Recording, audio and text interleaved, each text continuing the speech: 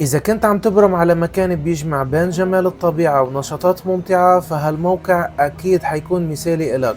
هيدي البحيرة مش بس منظر طبيعي، هي عبارة عن مساحة واسعة بتضم كورنيش مخصص للمشي مع استراحات صغيرة لتستمتع بهالطبيعة الحلوة. الدخول إلها مجاني وفيها كتير نشاطات. أولا ركوب الزوارق المخصصة لشخصين، هول بيخلوكن تعملوا جولة ساحرة حوالين البحيرة مع بعض، وهيك بتشوفوا البط والوز والأسماك عن قريب.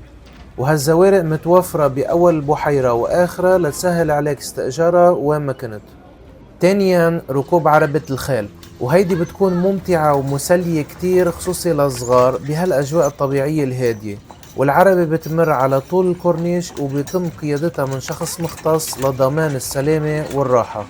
تالتاً البحيرة فيها متحف للحيوانات المحنطة. هيدا المتحف فيه أكتر من 3000 نوع من الحيوانات البرية والبحرية، وهالتجربة ممتعة لكل الأعمار، بتخليك تكتشف الطبيعة من منظور جديد وبطريقة علمية وثقافية. وآخر شي البحيرة محاطة بمجموعة من المطاعم اللي بتقدم لك أشهى الأطباق اللبنانية، بالأخص الكبة الزغرتاوية الشهيرة، وكل هول مع أحلى إطلالة مباشرة على المناظر الطبيعية. أما إذا كنت حابب وجبات خفيفة وسريعة، في كمان كيوسكات منتشرة بأول كورنيش بتقدم لك خيارات متنوعة مثل الساندويشات والعصاير والآيس كريم لتكمل تجربتك مع هالأجواء المميزة.